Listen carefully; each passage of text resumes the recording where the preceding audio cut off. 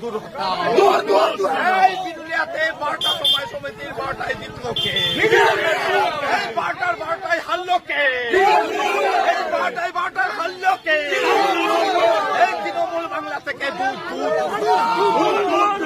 এই চলছে মিছিল চলছে চলবে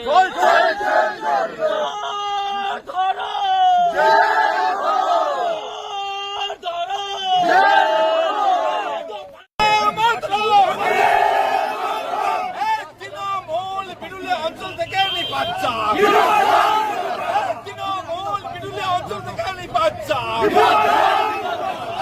আর নেই দরকার, আর নেই দরকার।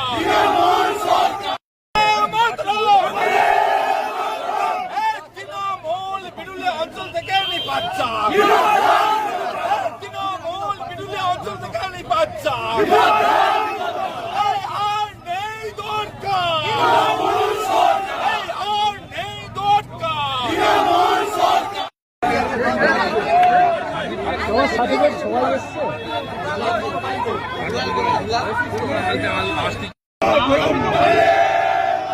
এই বিরুলিয়া সমবায় সমিতিতে বিপুল বিপুল ভোটে জিতল কে?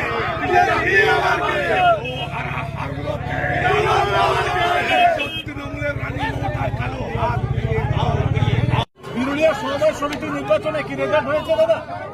দেখুন, বিরুলিয়া সমবায় সমিতি নির্বাচনে আমরা যেটা প্রত্যাশা করেছিলাম তাই হয়েছে।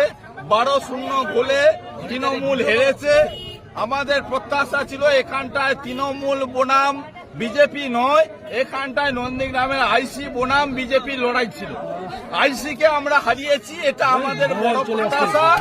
কারণ নন্দীগ্রামের আইসি উনি তৃণমূলের দলদাস থেকে কৃতদাস হয়ে কাজ করছেন।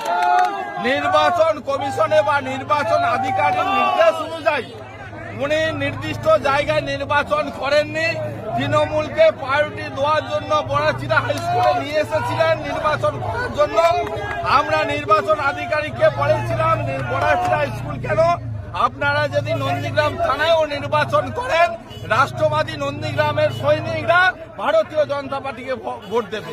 আজকে সেই রেজাল্ট তাই প্রমাণ করে।